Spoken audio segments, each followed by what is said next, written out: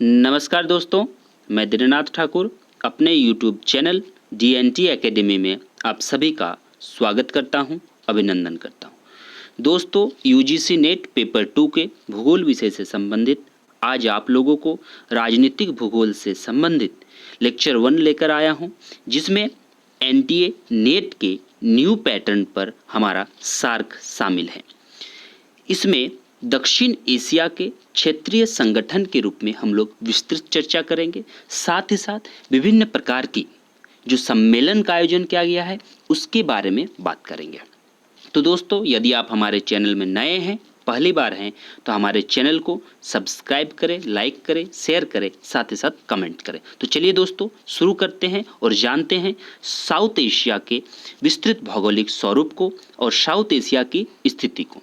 हम सभी जानते हैं कि विश्व में हमारा 7 महाद्वीप है, 7 महाद्वीप है, जिसमें से एशिया हमारा सबसे बड़ा महाद्वीप है।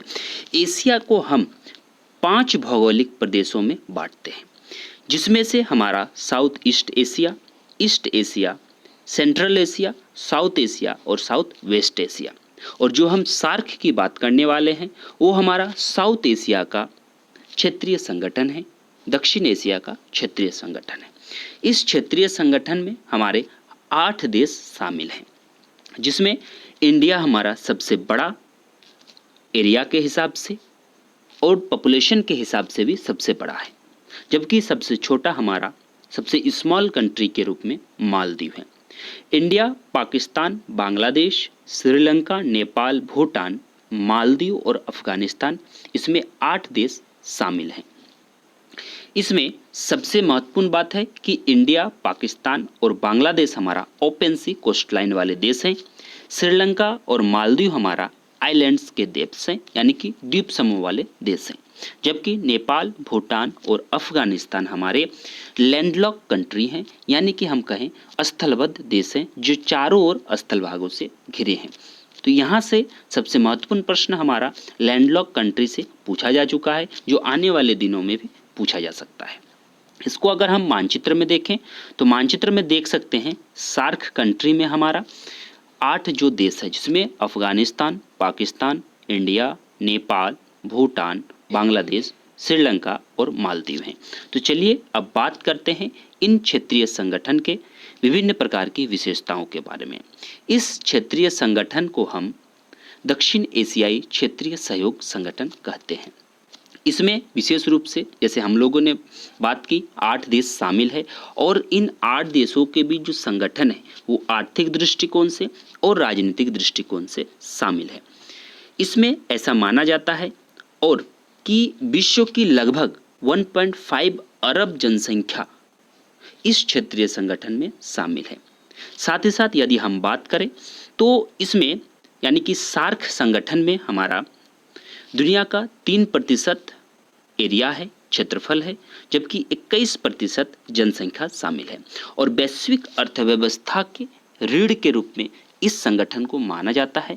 और 2019 के डाटे के अनुसार इसमें हमारा 4.21% अर्थव्यवस्था शामिल है।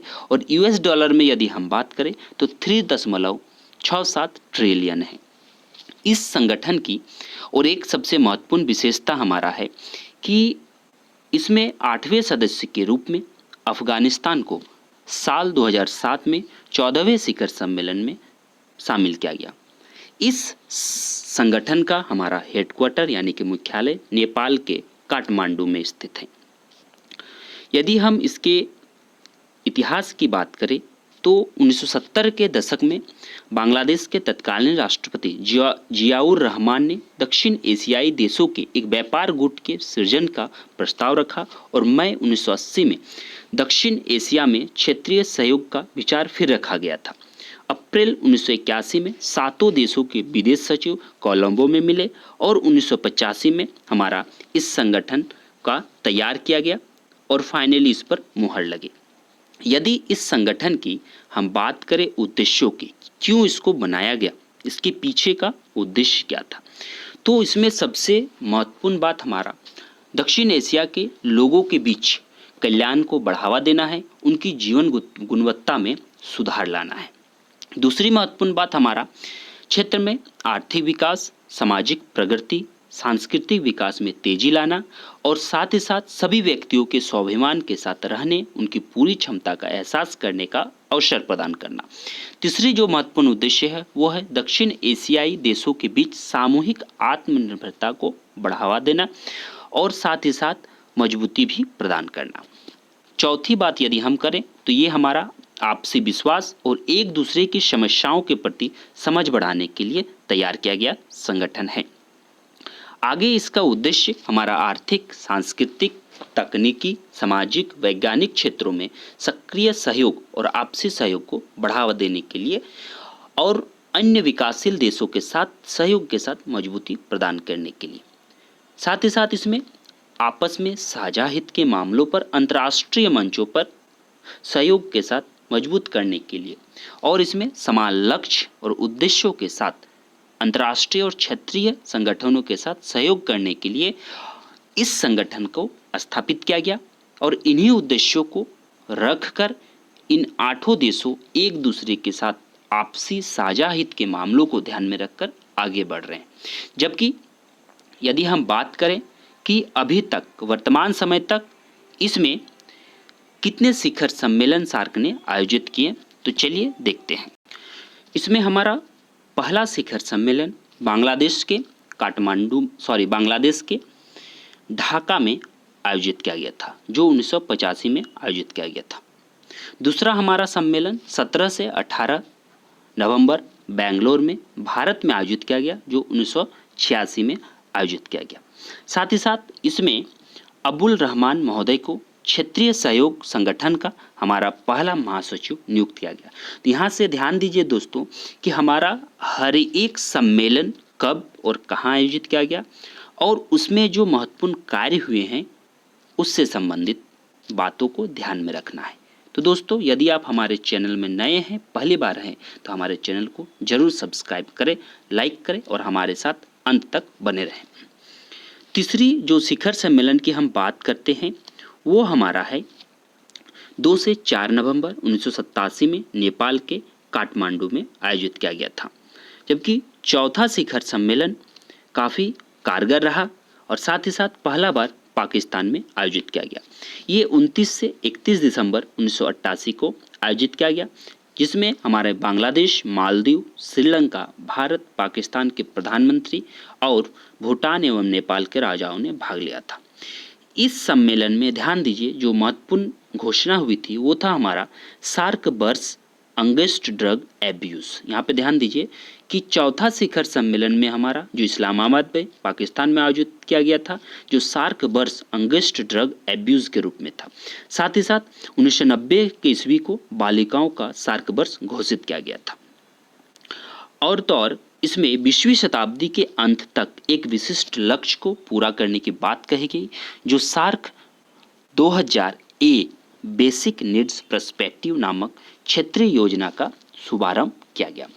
5वें शिखर सम्मेलन की यदि हम बात करें तो इसका आयोजन मालदीव के माले में किया गया, जो हमारा 21 से 23 नवंबर के बीच 1990 में आयोजित किया गया।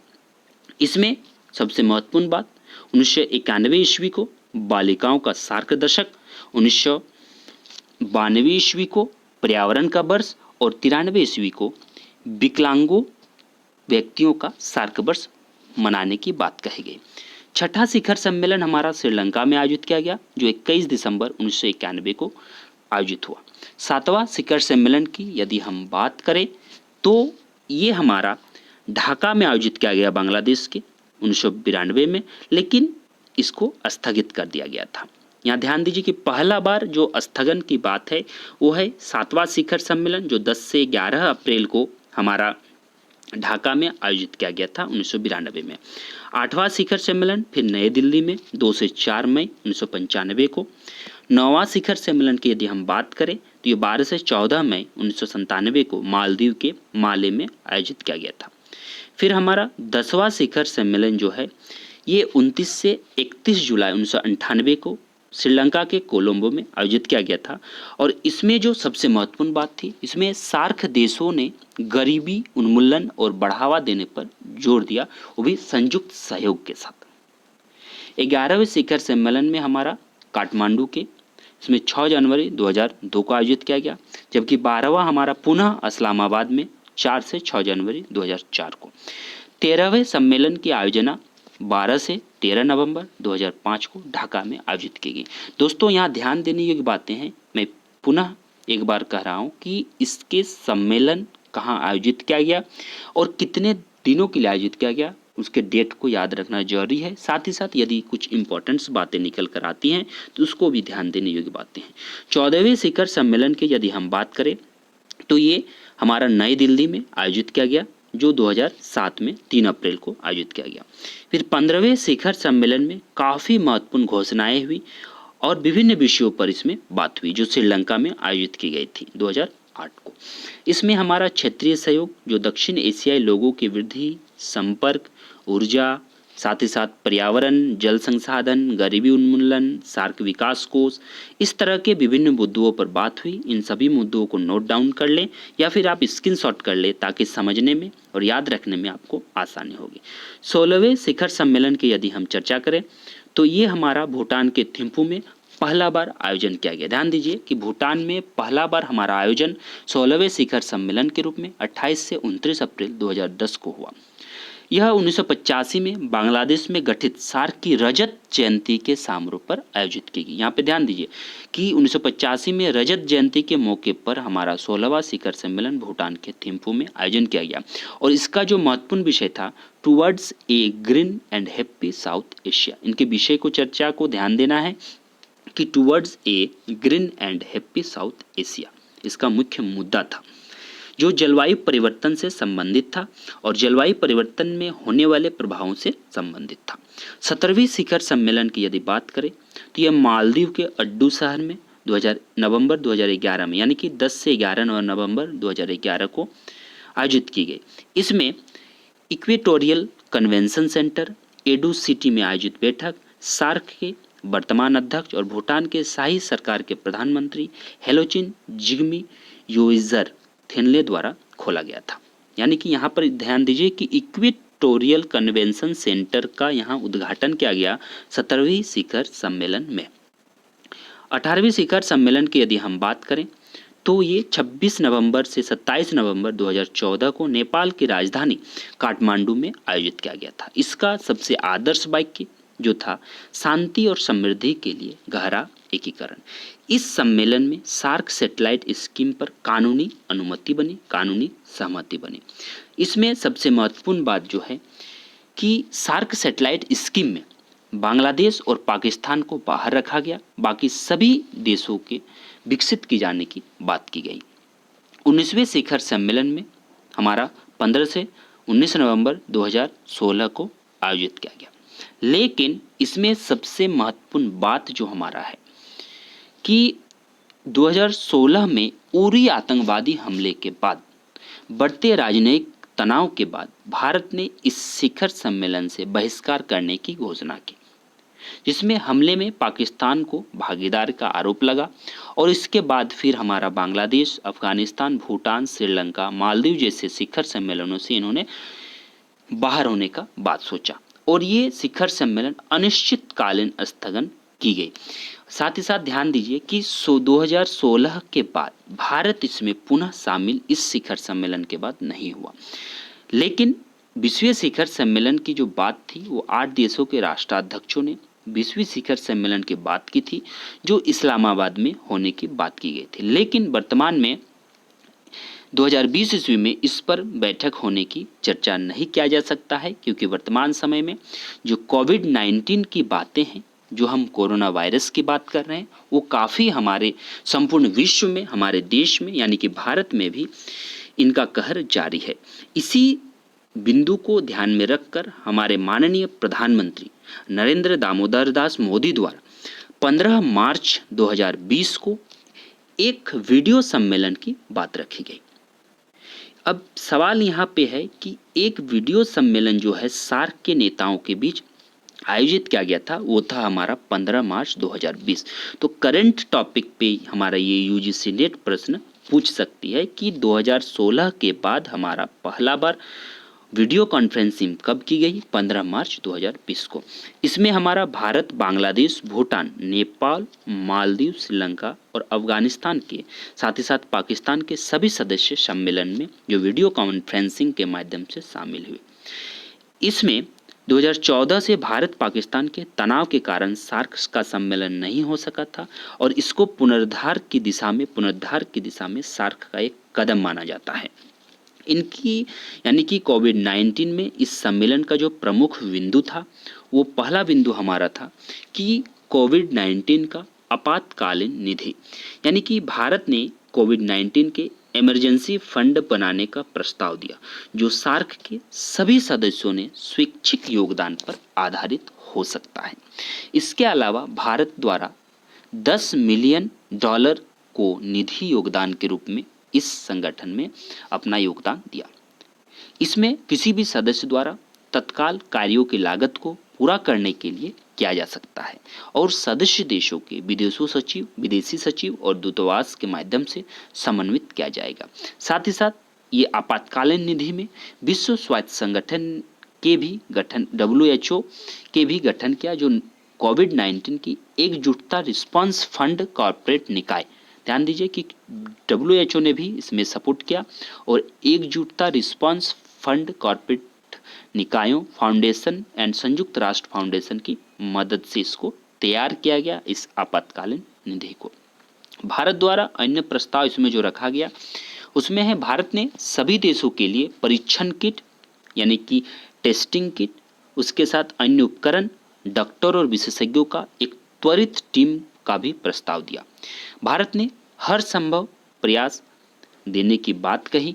साथ ही साथ वायरस वाहक, उनके संपर्क में रहने वाले लोगों का पता करने के लिए एकीकृत रोग निगरानी पोर्टल की भी स्थापना की गई। भारत ने इसे सदस्य देशों के साथ साझा करने की भी पेशकश की, यानी कि कोविड-19 के इस महामारी के दौर में भी भारत अपनी क्षमता को प्रदर्शित किया।